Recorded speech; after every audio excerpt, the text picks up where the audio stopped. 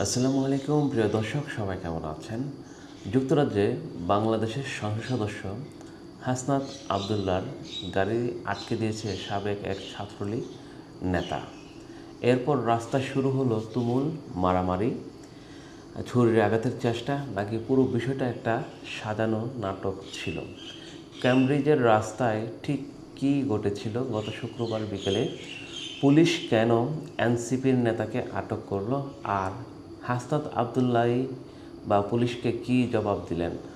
আসল সত্যতা জানতে ভিডিওটি শেষ পর্যন্ত দেখার অনুরোধ রইল, কারণ এই ঘটনার পেছনের ইনসাইড স্টোরি আজ আপনাদের সামনে ফাঁস করার চেষ্টা করব। ঘটনার সূত্রপাত 19শে জুন। ক্যামব্রিজ শহরের অভিযোগকারী জুবায়ের আহমেদ, তিনি একজন সিলেট জেলা আওয়ামী লীগের সাথে জড়িত ছিলেন। এখন ক্যামব্রিজ ফুড ডেলিভারির কাজ করেন। তার দাবি, একটি সাদা রঙের গাড়ি ট্রাফিক নিয়ম না মেনে বেপরোয়াভাবে তার মোটরসাইকেলের সামনে চলে যায়। তিনি প্রতিবাদ করতে গাড়িটিকে দাওয়া করেন, কিন্তু তিনি নাকি জানতেনই না যে গাড়িতে স্বয়ং এমপি হাসনাত আবদুল্লাহ বসে আছেন। জুবায়ের অভিযোগে গাড়িটি থামার পর এনসিপির নেতা এবং হাসনাত আবদুল্লাহর সহযোগী গাড়ি থেকে নেমে তাকে এলোপাতাড়ি কিল ঘুষি মারেন, এমনকি তলপেটে ছুরি দিয়ে আঘাত করার চেষ্টা করেন। এটা হচ্ছে সাবেক ছাত্রলীগ নেতার দাবি আর কি, যে হাসনাত আবদুল্লাহর যে সফর সঙ্গী আছেন বা তাকে যারা নিরাপত্তা দিচ্ছেন, তারা গাড়ি থেকে নেমে ওই ছাত্রলীগ নেতাকে কিল ঘুষি এবং ছুরির আঘাত করেছেন, এইরকম দাবি করেছে ওই ছাত্রলীগ নেতা। কিন্তু গল্প কি এখানেই শেষ? একদমই না। এই অভিযোগের পরই এনসিপির ইউকে অ্যালায়েন্সের নেতাদের মাঠে কাঁপিয়ে পাল্টা স্টেটমেন্ট দিয়েছেন তাদের। সাফ কথা, এটা পতিত ফ্যাসিবাদীর সরকারের সমর্থকদের এক নতুন নাটক। মানে ইউরোপিয়ান অ্যালায়েন্সের যে নেতারা আছে তারা স্টেটমেন্ট দিয়েছে যে এটা যে ফ্যাসিবাদের মানে শেখ হাসিনার আমলটাকে যেহেতু এখন ফ্যাসিবাদ বলা হয়, সেই আমলের নেতাদেরকে সাজানোর একটি নাটক। এনসিপির নেতা জাকির চৌধুরী জানিয়েছেন, জুবায়ের নামের ওই ব্যক্তি তাদের গাড়িকে প্রায় 30 মিনিট ধরে হন্য হয়ে তাড়া করেছিলেন। যখন গাড়ি থামিয়ে জানতে চাওয়া হয় কেন তিনি পিছু নিয়েছেন, তখন জুবায়ের হেলমেট খুলে অত্যন্ত আক্রমণাত্মকভাবে হাসনাত আবদুল্লাহর দিকে দিয়ে আসেন। পরিস্থিতি নিয়ন্ত্রণ করতে তারা জুবায়েরকে সরিয়ে দেন মাত্র। কোনো ধরনের মারধর বা ছুরির আঘাতের ঘটনা তো দূরের কথা, এনসিপির দাবি, যুক্তরাজ্য পুলিশের ইতিমধ্যে তদন্ত করে কোনো অপরাধ প্রমাণ না পেয়ে কেসটি পুরোপুরি বন্ধ করে দিয়েছে। স্বয়ং হাসনাত আবদুল্লাহও অনলাইনে পুলিশের নিজের বিবৃতি জমা দিয়েছেন। তবে কি পুরো ঘটনা মিথ্যা? যুক্তরাজ্য পুলিশ কিন্তু চুপ করে বসে নেই।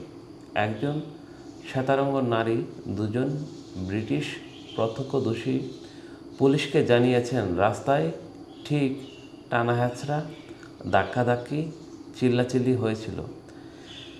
গাড়ি চলে যাওয়ার সময় একজন তো গাড়ির নাম্বার প্লেটের ছবি তুলে রেখেছিল। লন্ডনে বাংলাদেশের হাইকমিশনার ও এই ঘটনার উপর কড়া নজর রাখছেন। একদিকে ছাত্রলীগের সাবেক নেতা রক্তমাখা কাপড়ের দাবি, অন্যদিকে হাসনাত আবদুল্লাহর টিমের অপপ্রচারের অভিযোগ।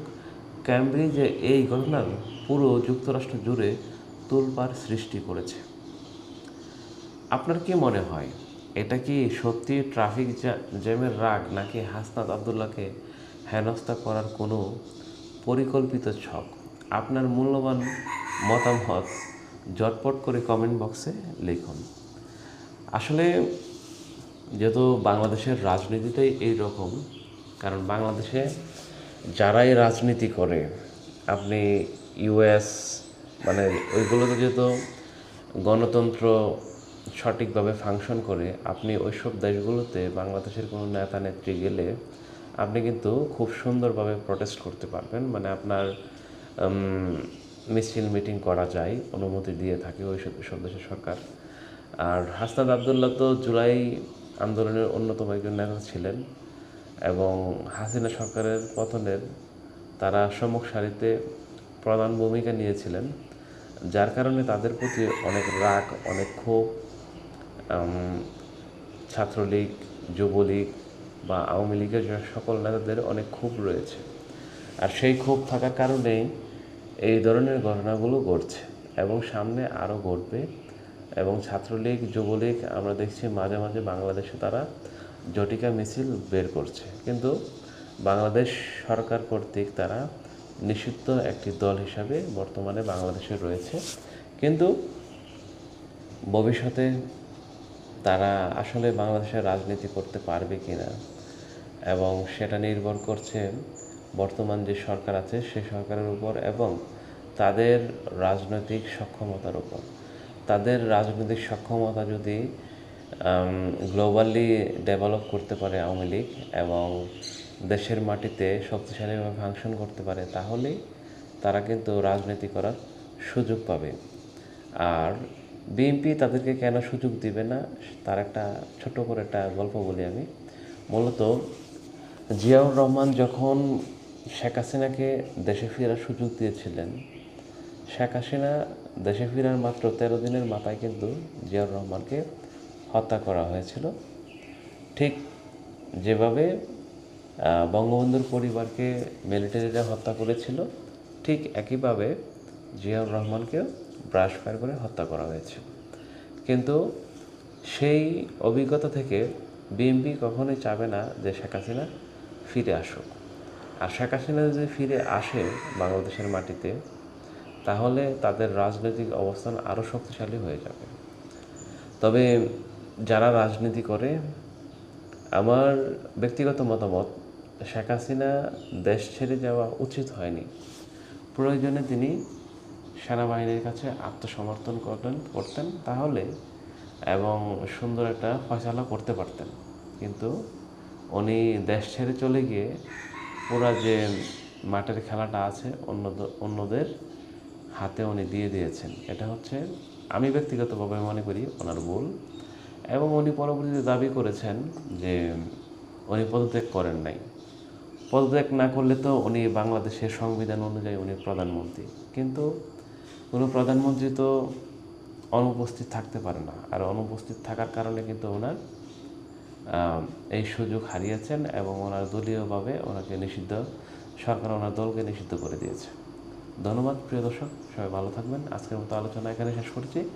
দেখা হবে নতুন আরেকটি ভিডিও নিয়ে। আল্লাহ হাফেজ।